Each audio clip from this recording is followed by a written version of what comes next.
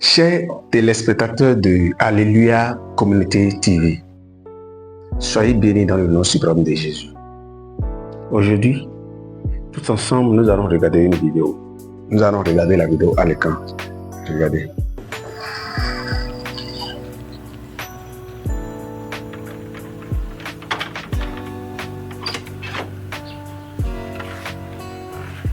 Bonjour madame. Regardez. Bonjour. Je m'appelle Dalida. Je suis la femme de Ngando.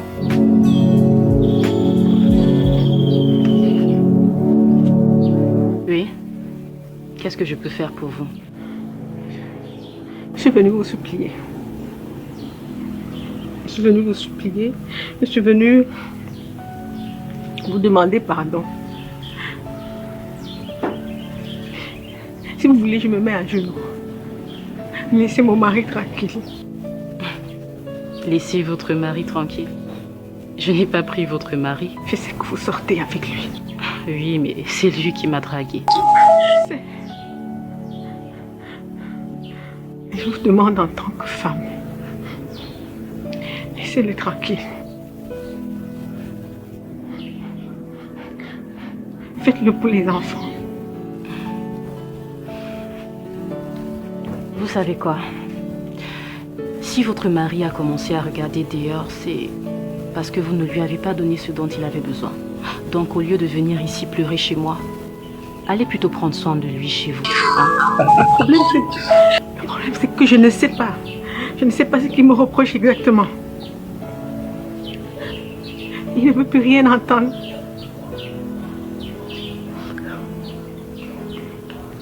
Mais je sais que si vous le quittez, il va revenir à la maison. Je gagne quoi à le quitter? Je suis bien avec lui. Il est fatigué de vous. C'est vous qui devez le laisser tranquille.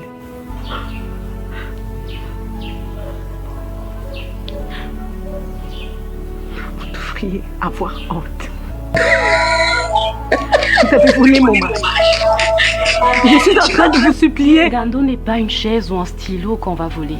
C'est un homme mature, libre de ses choix et de ses actions. Hein? Donc vous pouvez toujours rester là à pleurnicher que j'ai volé votre mari, mais moi, je vais continuer à multiplier les stratégies pour qu'il m'aime et qu'il reste avec moi. Bonne journée. C'est la vie.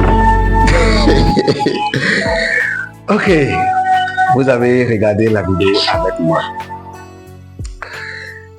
Et il y a un message que je veux passer à nos sœurs. Pas parce que tu chantes à l'église, pas parce que tu es visionnaire, pas parce que tu es prophétesse, pas parce que tu es je ne sais pas quoi, qui fera de toi une bonne femme à la maison.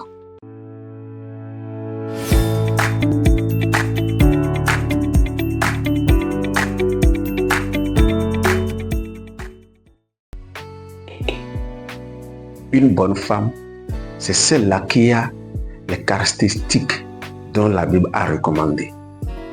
La majorité de nos sœurs vont à l'église juste pour impressionner les gens et non pour écouter. Si nous regardons cette vidéo qui vient de passer à l'écran, ça apprend beaucoup de choses.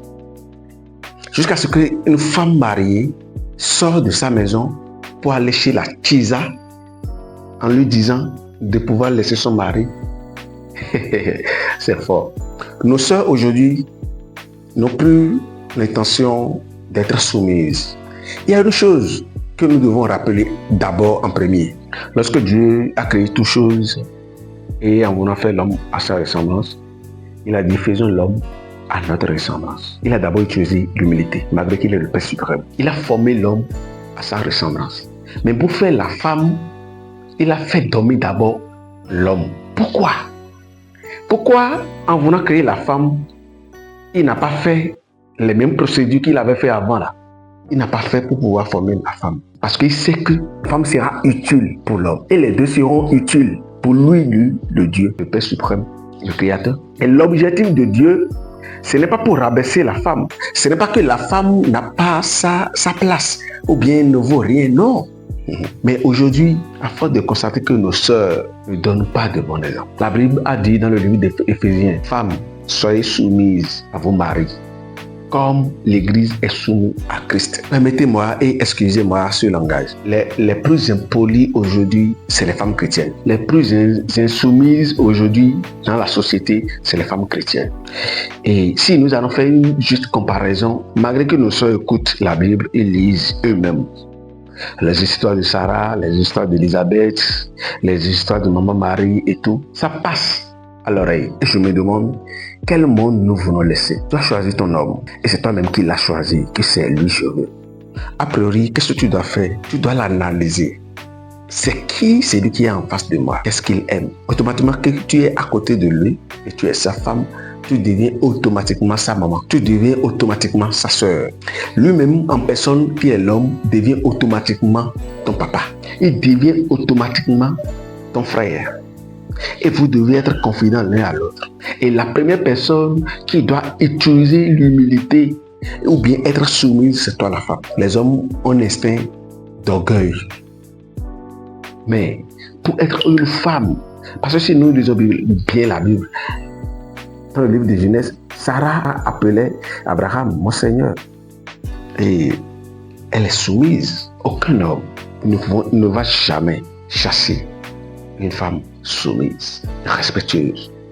Parce que l'homme veut la paix. Et nous demandons à tous les dirigeants des églises, les chargés paroissiaux, les pasteurs, les révérends, ainsi que les prophétesses, de pouvoir inculquer un bon comportement à nos sœurs. Parce que là où va ce monde aujourd'hui, je me demande, qu'est-ce que ça va devenir? Tant de femmes, mais célibataires. Tellement d'hommes célibataires. Parce que tout est mélangé jusqu'à ce que personne ne veut plus rester en couple. Les musulmans, quand tu vois les femmes musulmanes, et si tu pars un peu dans leur acte, leur religion les ont inculqué le respect, la soumission. C'est vrai qu'il y a des racailles aussi parmi certaines femmes musulmanes. Ce qu'on les a inculqué, la valeur qu'on les a donnée, c'est la valeur dont Dieu a voulu. Mais la seule valeur qui a été bafouée, c'est celle des chrétiennes. Alors pour ne pas devenir comme cette dame dans la vidéo, qui a commencé par taper porte de Shiza pour pouvoir récupérer son mari, changeons de comportement. Ça ne sert à rien à une femme d'être hypocrite sur le toit de son mari. Rien. Tu l'aimes, tu lui dis la vérité. Non, chérie, tu as fait ci, je n'ai pas aimé. Avec un ton doux. Si tu as fait quelque chose qui n'est pas acceptable, tu peux laisser passer le temps. C'est ce que nous voyons chez nos mamans avant. Tu peux laisser passer le temps. Tu l'appelles. Ah bébé, tu as fait ceci, je n'ai pas apprécié. Certainement, le démon qui est sur sa tête aurait déjà passé, mais il va te comprendre. Que Dieu bénisse les couples. Que Dieu réunisse les familles.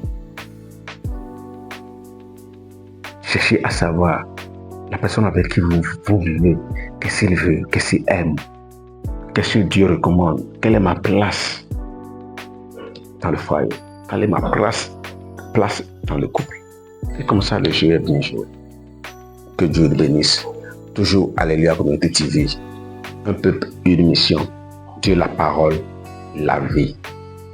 À la prochaine.